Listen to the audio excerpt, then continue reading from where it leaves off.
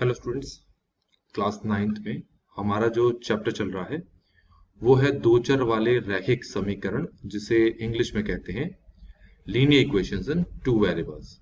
तो उसकी एक्सरसाइज जो है 4.1 वो हम इस वीडियो में स्टार्ट करने वाले हैं। क्वेश्चन इंग्लिश और हिंदी दोनों में है आपके सामने। तो क्वेश्चन ये है कि एक नोटबुक की कीमत एक कलम की कीमत से दोगुनी है।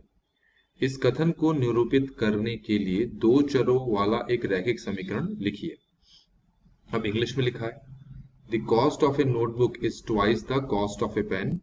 Right a linear equation in two variables to represent this statement. इसका मतलब क्या है कि यहाँ पर दो चीजों के बारे में कहा गया है, एक तो पेन है और एक नोटबुक है। ठीक है, तो सबसे पहले हम पेन की कीमत है ना, कॉस्ट ऑफ अ पेन, वो मान लेते हैं। और वो मैंने यहां पर मान लिया x रुपये। ठीक है, पेन की कीमत हमने इतनी मान ली। और दूसरा है यहां पर नोटबुक। तो हम क्या करते हैं कि नोटबुक की भी कीमत मान लेते हैं, नोटबुक की कीमत, क्योंकि ये क्वेश्चन ऐसा है कि दोनों की कीमत आपको शुरू में माननी पड़ेगी। तो हमने नोटबुक की कीमत मान ली। तो इसका मतलब ये हो गया, तो x जो है एक पेन की कीमत है और y जो है एक नोटबुक की कीमत है। अब क्वेश्चन में कहा है कि जो ये कथन दे रखा है, जो भी ये स्टेटमेंट दे रखी है, इसको दो चर वाला एक रैखिक समीकरण के रूप में लिखना है। और इंग्लिश में समझे तो linear equation in two variables की फॉर्म में लिखना है। तो जब भी ऐसे फॉर्म में लिखना होता है तो आप स्टेटमेंट पे जाओ कि स्टेटमेंट में लिखा क्या था। स्टेटमेंट में लिखा है कि जो नोटबुक की कीमत है कलम की कीमत से दोगुनी है। तो अगर क्वेश्चन वैसे समझ में ना आए तो हमारे पास इस स्टेटमेंट को इक्वेशन की फॉर्म में बनाने का एक तरीका है। वो क्या है, सबसे पहले स्टेटमेंट में क्या लिखा हुआ है, नोटबुक की कीमत।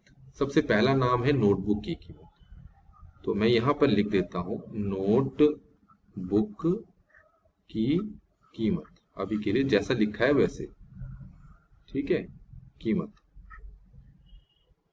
फिर उसके बाद लिखा है एक कलम की कीमत। उसके बाद नाम क्या है, एक कलम की कीमत। तो कलम की कीमत का मतलब यहां पर यह है कि यहां पर मैं इसके बगल में लिख देता हूं कलम की कीमत। ठीक हो गया, ये लिख दिया। और उसके बाद है दोगुनी। तो बच्चों जब दो गुनी होता है तो उसका मतलब होता है मल्टीप्लाई टू। तीन गुनी होता है तो मतलब होता है मल्टीप्लाई थ्री। तो इसके साथ में हम क्या कर लेते हैं, मल्टीप्लाई टू। और यहां पर ये जो खाली जगह है यहां पर हम इक्वल टू रख देते हैं। तो अब देखें कि नोटबुक की कीमत आपने कितनी मानी थी, y इक्वल टू कलम की कीमत आपने कितनी मानी थी, आपने मानी थी x। और उसके बाद क्या लिखा है, मल्टीप्लाई टू लिखा है। तो इस तरीके से आपके पास इक्वेशन बन गई y इक्वल टू 2x। तो ये आपको इक्वेशन बनाने के लिए कहा था, जो हमने यहां पर बना ली। ठीक हो गया। तो इस तरीके से हमारे पास ये पहला क्वेश्चन यहां पर कंप्लीट हो गया है। अब हम क्या करेंगे, सेकंड क्वेश्चन को समझेंगे कि सेकंड क्वेश्चन में क्या कहा है। सेकंड क्वेश्चन को समझने के लिए आप देखें, इंग्लिश और हिंदी दोनों में ही क्वेश्चन दे रखा है। तो सेकंड क्वेश्चन में क्या करना है, सेकंड क्वेश्चन में आप देख सकते हैं कि आपके पास टोटल 8 पार्ट्स हैं, 8 पार्ट है। क्वेश्चन आपके पास हिंदी में भी है, इंग्लिश में भी है और हिंदी में भी है। ठीक है, तो क्वेश्चन में क्या करना है, आपके पास linear equation in two variables, दो चर वाले रैखिक समीकरण का एक रूप है ax plus by plus c equal to 0। मतलब किसी भी दो चर वाला रैखिक समीकरण को इस रूप में लिखा जा सकता है, ये है वो रूप। ठीक है, तो आपके पास जो सेकंड क्वेश्चन है ना, उसमें टोटल 8 पार्ट्स हैं। तो आठों पार्ट के जो हर एक क्वेश्चन है उसको इस रूप में बदल के ए बी सी की वैल्यू निकालनी है। कैसे करेंगे, उसके लिए मैं पहला क्वेश्चन यहां पर लिख देता हूं। क्वेश्चन नंबर ध्यान रखें 2 का हम फर्स्ट पार्ट कर रहे हैं।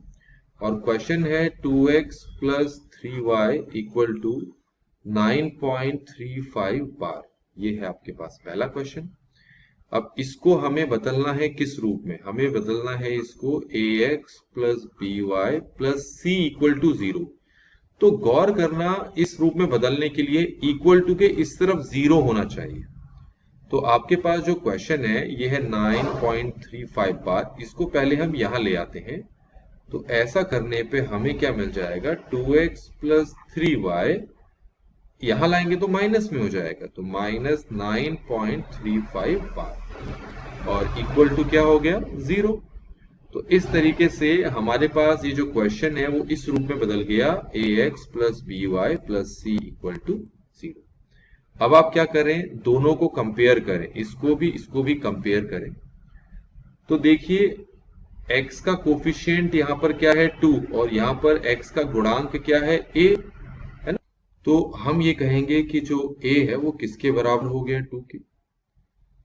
यहां देखो y का गुणांक जो कोफिशिएंट है वो 3 है, और इसमें y का गुणांक है, कोफिशिएंट है b, तो b किसके बराबर हो जाएगा? 3।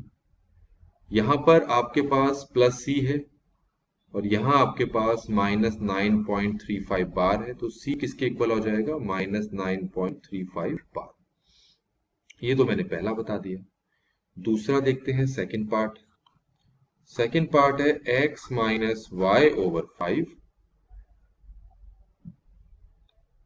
Minus 10 equal to 0। अब इसको सॉल्व करने के दो तरीके हैं, या तो इसको किसी भी रूप में बदलो ना, या फिर इसको पहले एलसीएम लेके सॉल्व कर लो। तो हम किसी भी रूप में नहीं बदल रहे इसमें, ठीक है। तो क्या कर रहे हैं, ये आपको x दिखाई दे रहा है, इसको मैं 1x लिख लेता हूं क्योंकि कोई फर्क नहीं पड़ेगा, माइनस ये आपको y दिख रहा है, तो y के आगे कोई नंबर नहीं है तो हम क्या लगा सकते हैं? 1 लगा सकते हैं। नीचे क्या लगा हुआ पहले से? 5, और y साथ में लिखे रहने दिया, और लास्ट में क्या है? Minus 10 equal to 0। अब इसको क्या करना है? ax plus B Y plus C equal to 0 से कंपेयर करना है। अगर मैं दोनों को कंपेयर करूं तो देखो यहाँ पर x के साथ क्या है? 1, और यहाँ पर x के साथ क्या है? a। तो इसका सीधा सा मतलब हो गया कि a क्या है? 1 के बराबर है। यहाँ पर y के जो 7 नंबर है उसको y का कोफिशिएंट बोलते हैं या गुणांक। तो यहाँ पर y का कोफिशिएंट या फिर गुणांक क्या है? माइनस 1/5, और यहाँ पर y का कोफिशिएंट और गुणांक क्या है? b है। तो हम कहेंगे कि b जो है माइनस 1/5 के इक्वल है। तीसरा, यहाँ पर देखो ये c अकेला है, और यहाँ पर कौन है अकेला? माइनस है, तो c जो है वो माइनस 10 के बराबर है। तो सेकंड क्वेश्चन को हमने कर लिया, सेकंड पार्ट को। अब हम थर्ड पार्ट में जाते हैं। थर्ड पार्ट क्या है? देखें, ये रहा third part, minus 2x plus 3y equal to 6। तो ये है minus 2x plus 3y equal to 6। तो पहले 6 को आप यहाँ ले आएंगे, तो ये हो जाएगा minus 2x plus 3y minus 6 equal to 0। इसको कंपेयर किससे करना है? ax plus B Y plus C equal to 0 से कंपेयर करना है। अब अगर मैं दोनों को कंपेयर करूं तो आप ये देखोगे कि x के साथ यहाँ पर तो है माइनस 2, मतलब इसको कहेंगे x का गुणांक। यहाँ पर x के साथ कौन है? ये है x का गुणांक, मतलब कोफिशिएंट। तो a किसके बराबर हो गया? माइनस 2। यहाँ पर y का कोफिशिएंट गुणांक क्या है? 3, और यहाँ पर y का कोफिशिएंट गुणांक क्या है? b, तो b किसके बराबर हो गया? 3 के। यहाँ अकेला है c, और यहाँ पर अकेला है माइनस 6, तो c जो है वो माइनस 6 के बराबर हो गया। तो ये तो हमने इसका थर्ड पार्ट भी कर लिया। अब हम देखते हैं फोर्थ पार्ट, ठीक है। फोर्थ पार्ट इसी के बगल में कर देते हैं। अब फोर्थ पार्ट में क्या है जरा देखें, ये देखें, ये है x इक्वल टू 3y, ठीक है, x इक्वल टू 3y। तो पहला काम तो हमारा ये होगा कि इस 3y को यहां लेकर आएंगे। अगर हम ऐसा करें तो ये हो जाएगा x minus 3y equal to 0। अब अगर तुम दो चर वाले रैखिक समीकरण, लीनियर इक्वेशन, 2 वेरिएबल की इक्वेशन को देखो, वो होता है ax plus B Y plus C equal to 0। x होना चाहिए, y होना चाहिए, और साथ में एक नंबर और होना चाहिए। यहाँ पर x तो है, y भी है, लेकिन साथ में कोई नंबर है नहीं। तो नहीं है तो उसको दिखाने के लिए उसकी जगह 0 लगा दो, और इक्वल टू किस तो 0 है ही। अब इसको कंपेयर करना है हमें ax plus by plus c equal to 0। तुम्हें ये जो x दिखाई दे रहा है, इसके आगे कोई नंबर दिखाई नहीं दे रहा है, तो मतलब वहां है 1। तो इसका मतलब है अगर मैं दोनों को कंपेयर करूं तो मुझे a की वैल्यू कितनी मिल जाएगी 1। देखो ना, x का यहाँ पर कोफिशिएंट गुणांक कितना है a, x का कोफिशिएंट या जिसको हिंदी में कहते हैं गुणांक कितना है 1, तो a की वैल्यू 1 होगी। यहाँ पर y का जो कोफिशिएंट है गुणांक है वो है b, यहाँ पर y का जो कोफिशिएंट या फिर गुणांक है वो है -3, तो b की वैल्यू कितनी हो गई -3। यहाँ अकेला है c और यहाँ पर अकेला है 0, तो c किसके बराबर हो गया 0। इस तरीके से ये हमने कर लिया। अब फिफ्थ पार्ट तो हम नहीं करेंगे, हम सिक्स पार्ट देखते हैं। सिक्स पार्ट है 3x plus 2 equal to 0। 3x, six part देखते हैं। 3x plus 2 equal to 0। आपको पहले से ही बताया जा चुका है कि जो आपके पास linear equation in two variables होता है, मतलब दो चर वाले रैखिक समीकरण की समीकरण होता है, वो होता है आपका ax plus by plus c equal to 0। मतलब x भी होना चाहिए, y भी होना चाहिए और एक नंबर होना चाहिए। अब यहाँ देखो x तो है, अकेला नंबर भी है, पर y नहीं है। तो जो चीज नहीं है उसको यहाँ पर दिखाना जरूरी है। तो उसको दिखाने का तरीका ये है कि 3x की जगह तो 3x डाल दिया, और प्लस 2x की जगह, इस प्लस 2 की जगह तो प्लस 2 लिखेंगे ही लिखेंगे, पर y भी तो दिखाना पड़ेगा, जो कि यहाँ है ही नहीं।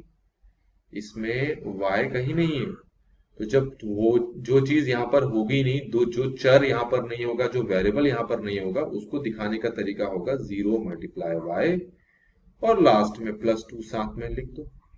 ध्यान रखना, जब y ना हो तो उसको दिखाने के लिए 0 मल्टीप्लाई y दिखाओ, और x ना हो तो 0 मल्टीप्लाई x दिखाओ। तो अब हमारे पास ये दो चर वाले रैखिक समीकरण के रूप में आ गया।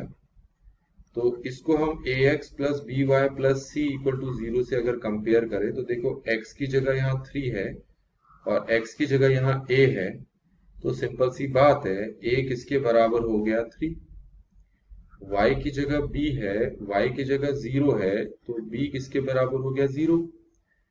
अकेला यहाँ पर c है, अकेला यहाँ पर 2 है, तो c तो 2 के बराबर हो गया।